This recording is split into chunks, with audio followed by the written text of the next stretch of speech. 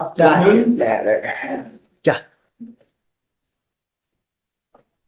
Cause number is. Hi, Mr. Newley. Good afternoon, Judge. So very busy today. Almost done. Cause number 2541895. That's Gascon. Okay.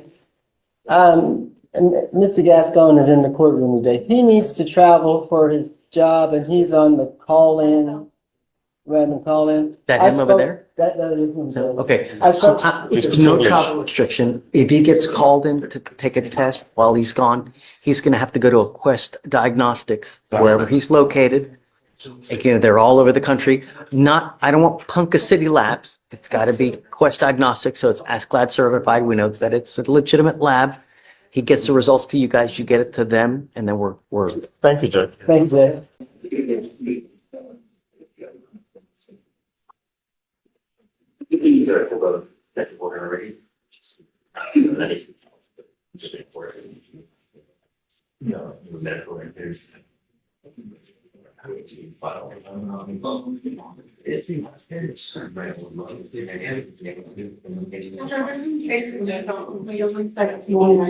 Say that again? You want me to have like cases that are over 150 days and those are turned? Down 180. 180.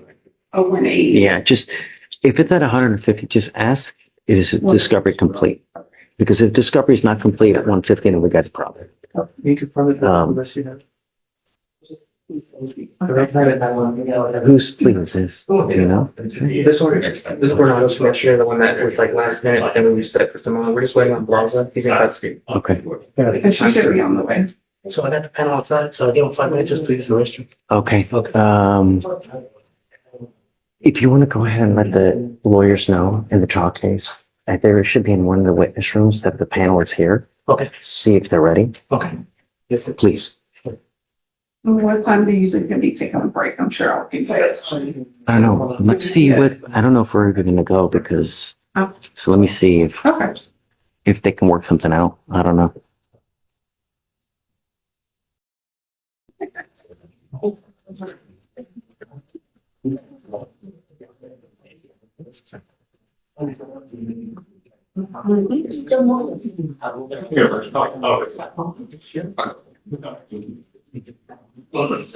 Hi. Yeah, good morning. Raquel Williams. It's at DWI. We just need to get medical records released. They're going to file the motion. I just wanted to approach to see if we can make note of it so that it can be done in the meantime instead of when we come back for that release. You mean, There's have medical records ready to give to them? Yes, and we just need to file the motion. Okay, so go ahead, file it. I'll sign it. As soon as you file it, I'll sign it. Did you catch that? The case is 184 days old, and it's still waiting on basic medical records. This shows how the justice system often stalls not over guilt or innocence, but over paperwork. So it's old though. It's 184 days old. Do you have an offer? we're supposed to be trying to get PTI on it. She did a TRAS the last. So first apply. Don't just get the TRAS because, there's a lot of changes that have been made. So I've seen more denials now. So, She's already done the TRAS. oh, she's already done it. Yeah, I had her do it when she was here last time because her parents had been waived. So Tell me, is blood test? it should be blood from, it was a hospital visit. So yeah, there was blood. It was like a 0.1. What is it? What are the results? 7, I believe. Results? It's a 0.17. I'm curious to see whether she's approved or if she needs a medication packet. It was 10125. What is it? 125. Okay, so it's not. I did have mitigation. I need to scan everything and send it over. I got, it Accident? was an accident. She ran into the back of a tow vehicle, I think they but still an accident. still going to need it. Right. It's just, they're going to want insurance and all that stuff. Right. How much time do you want? I can't hear you, Judge. Shh. How much time do you want? I don't, a couple of weeks is fine with me. I don't need. So Maybe. what I would, so can you get the records to her today? Please file the motion. I'll send it now. That way we're ready with that. And then in the interim, we'll give you 2 to 3 weeks Okay. But the next setting, if you can have everything turned in, and then that way we'll wait for a response, whether approved or denied. And I mean, Then I have a question for you, Judge. Her license is valid now. Can she drive? She wanted me to ask for permission. Last time you told her to ask before doing anything. She's working, but Dad is taking her back and I would forth. ask is just make sure that she has liability insurance, right? Make sure she has car insurance. If she has car insurance, then I'm okay Dad with told it. me he As long put as her the on. license is clear and she has insurance, I'm okay with it. Just want to document it. It's fine. Alicia, on Raquel Williams,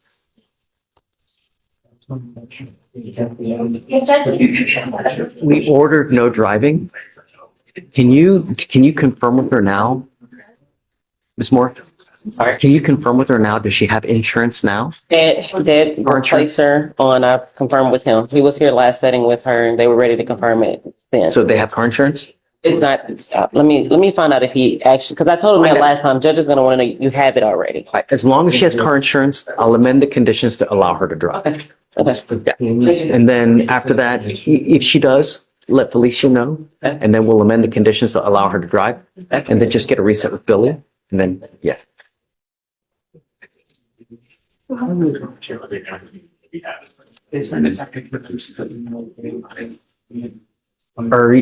Mr. Butler, are you able to work it out or no?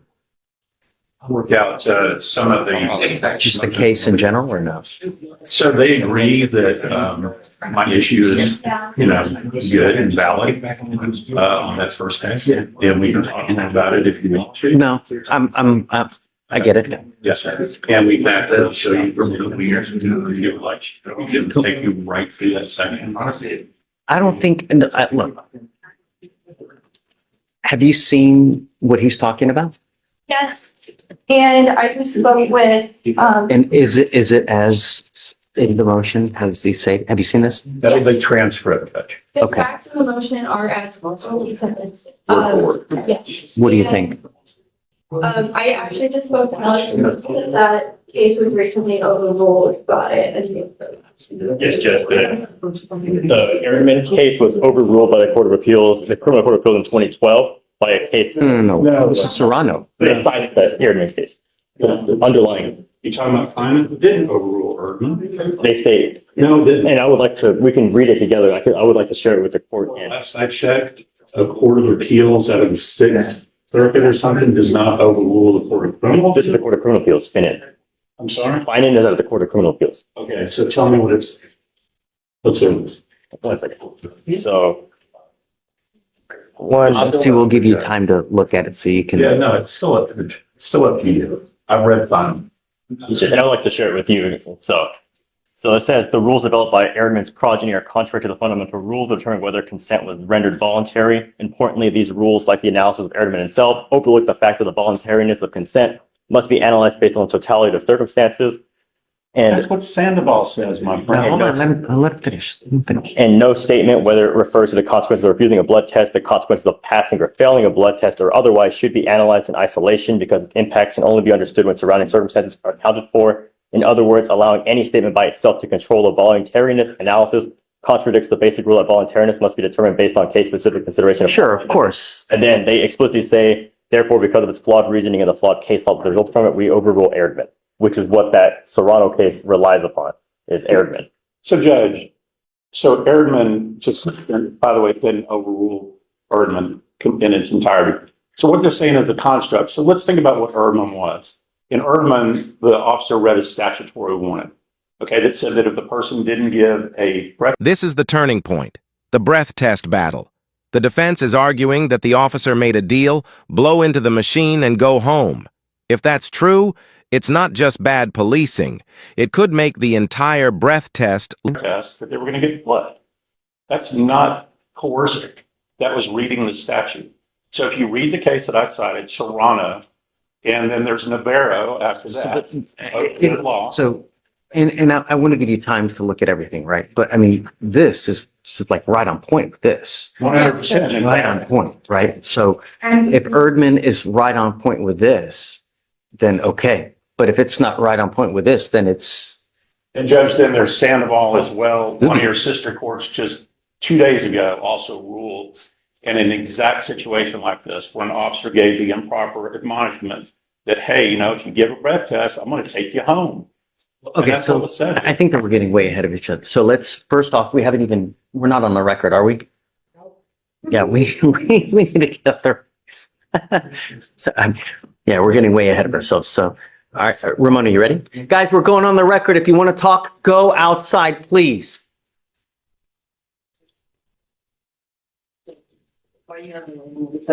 Consider waiving minutes in the chat on that. Yeah. Yeah, as long you just can confirm. Okay, I trust you. All right. We are on the record in cause number 2505428. State of Texas versus Stephen Garcia. Today is February 11th, 2025. It's approximately 9:49 in the morning, a.m. Guys, I'd like you to please announce yourselves for purposes of the record. State first. Diana Davila for the state of Texas. Mackenzie Watson for the state of Texas. Jim Butler for Stephen Garcia. Okay. So I think that we were getting ahead of ourselves here. We started without even going on the record. So today is day for trial. Both parties have announced ready? Yes. This should. Okay. We're ready. So what we have here is just kind of a brief introduction and where defense has challenged the breath test in this case and its admissibility thereof.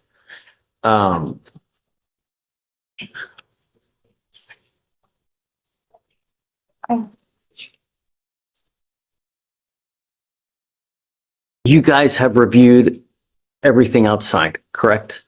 Yeah, Judge. So just for the record, the state and the defense sat down in the back room and we kind of went through some of the motions. We went through the motion that I just filed. And then we also began going through the motions in limine.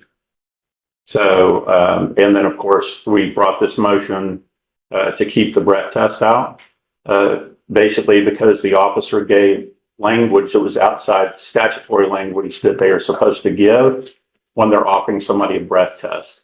And we're alleging that he basically tells my client, hey, look, if you blow, and if you blow under the legal limit, I'm going to put you in the car and take you home. And the evidence will show that my client relied upon that. In fact, at one point, when the officer is cuffing him and stuffing him, he's like, well, wait a minute, you said I was going to get to give a breath test, because he believed that he was under the limit, wasn't going to register, over 0.08, and was relying on the fact that if he gave that test, all of this ended and the officer would cut him loose and take him home. And then, of course, after that, and after the officer said, no, we got to go downtown because our machine's downtown, he again repeated that and said, look, if you blow under, we're going to get in the car and I'm going to take you home. And again, repeated that. And my client relied upon that and thought that that would happen. Of course, that's not what's going to happen. And Judge, and based on your experience, it's also possible that he could go down there and blow under the legal limit and the DA could still accept charges for DWI. So that was impermissible language that should not have been given in this case. Response? And one other thing, And if you're not ready yet, it's okay, because I know that we're Okay, kind I was of, just giving her the opportunity of what she wants to do. We did review the facts on the motion. We agree that the facts stated were as reflected on defense's motion. However, we do disagree with the case law given to support the fact that just because of the statements given by the officer, the breath test should be excluded. The underlying case law has negative treatment by the Texas Criminal Court of Appeals, and there is other cases within the same jurisdiction that have different treatment. However, we have come to the agreement that because what the case given by defense, once it goes up on appeal, it is only reviewed for abuse of discretion, and the case that overruled or gave negative treatment to Erdman says the same thing. Basically, it is the totality of the circumstances, and if you're able to relate a certain link between what was specifically said to the officer and what the defendant believed to be true, and if that gave him a specific idea of what was going to happen or moved him towards the direction of the breath test versus the blood test. So I think we're both in agreement that the only way to resolve it is by you reviewing what was exactly said by the officer on the timestamp was given and using the court's discretion to come to the conclusion. Let me ask you this. Have you had a chance to see whether Serrano, the case that he provided, I mean, it's right on point. Have you It has not been seen? overruled, just so you know. And I think just to give you a little more information. So I agreed with that treatment of Erdman. I thought that it was not that great of a case because in Erdman, look, you had a officer that was doing nothing more than reading the statutory language. I mean, he wasn't even saying like, hey, go down there and give a sample. And if you are under, I'm going to take you home, which is like dangling candy in front of a baby, and that's the kind of thing that the law wants to prevent. The law says, here's the statute that you read. Navarro, which is another case that's cited among the cases that we're talking about. I understand. Is there something that negates Serrano? Is there a case that says, hey, saying something like this is okay? It would just be Finan, which is the Texas Criminal Appeals case that just states that it was not a breach of discretion to keep it out and that it would have to be a totality of the circumstances. Okay. And we 100% agree with that, and we know that. And so, Judge, the other thing that I wanted to say without going into Erdman is the Navarro case talks about, it's very good, and it talks about what the statutory language should be and why it is there and what it informs the person. If you give a test and if it's over the limit, here are the consequences of that. If you refuse the test, here are the consequences with your driver's license. And then, if you refuse, we can get a warrant to get your blood. That's all they're supposed to give them. And then they sit back and then the person either agrees or they don't agree. You can't sit there and then start enticing the person by telling them things to get them to change their mind. There it is. The defense isn't just throwing shade. They're painting a picture of manipulation, promising a ride home in exchange for a breath test. In legal terms, that's like dangling bait. Clearly, you're going to see that on the video. This officer says these extrajudicial statements. Hey, if you go down there, if you blow over or under, pardon me, we're going to get in the car and I'm going to take you home. Now, if you blow over, you're going to be arrested. But if you ask for a blood test, then you're also going to go to jail, and it could be a week or however long before that blood comes back. So he's thinking, man, I better go down there and give a breath because I'm going to go home. And you just can't be saying stuff like that. We have a panel here ready to go. So I don't want to keep them waiting. They've already been waiting for, 30 minutes. So how do you guys want to proceed? Judge, if it's okay with you, I'm happy. Are you ready to argue the merits of this? Because what I was going to suggest is that we go ahead, pick the jury, and then we can just start and finish argument with this. Well, right after the only thing that I don't want to keep them waiting. No, I understand that. The only thing is that kind of does change the voir dire a bit, doesn't it?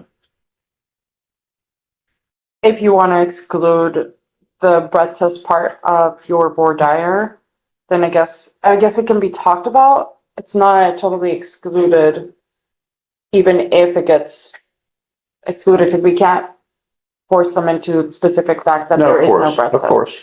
So I think I guess we're ready to roll. But and then we can. I just want to keep them waiting. Let's get it started, and then right after we get done with the paneling, then we can. Sure. And then that'll give you more time to look to see if there's something else that you want to look at as far as case law or whatnot. And Judge, we'll print a copy for the court of the two outstanding case law that we have. For sure. Okay. Any lawyers want to approach real quick before we bring the jury in? Yeah. Are you want to do your plea? Yes, Judge. Okay. Yeah, let's do it. All right, guys, if you're in the middle, we're going to ask you to please move over to the side because we're going to have a panel coming in and they're going to sit in the middle, please. So if you just don't mind, if you don't mind, please move it to the side. Plaza, I'm needing to sign. Yes, he's coming. Huh?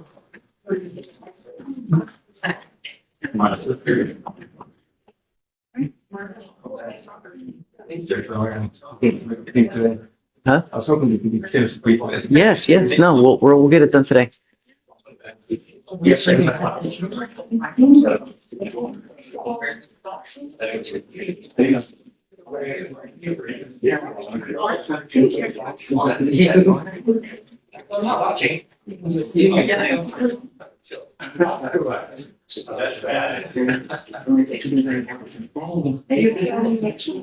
Hi, talk to me. Yes. On Victor Navarro. This is an assault with a family member. His mom is here, who is the complaining witness as well. There's a protective order.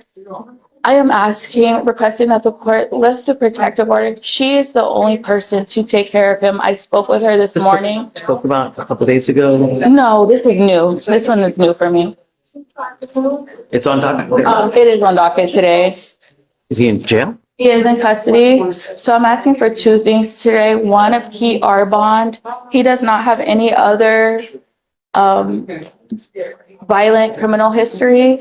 Also, no other cases pending. I'm not sure. Let's read this. Shh, everybody keep it down, please. Hey, Yes, Mom. Alex, I'm going to read this. You ready? This is on Navarro. Okay, let me read this to you. This is why the magistrate did not give him a law, because I don't know. Right, okay. No adult criminal history, Harris County. No charges since 1999. This case, defendant is complaining witness's son. Complaining witness reports defendant got angry when he was asked to help move a shelf. Then later in the day, pushed complaining witness down to the floor and began punching her repeatedly, causing pain and scratches to her face. Defendant has been diagnosed with mental health issues. Complaining witness wants to press charges because he needs to learn his lesson and could possibly kill her one day if she does not take action. Her AFC defendant is not employed. Spanish speaker on AFC, English in court. Defendant declined PDO and appointment of counsel, but per PDO, he is 1622 consented prior to docket, allowed PDO to represent a PC.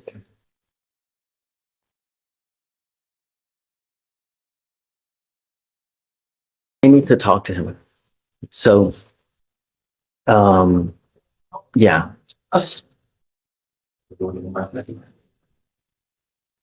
Yeah, let's bring him out. Okay. We'll talk. All right, come on. Bless, you ready? Yes, sir. Okay, come on.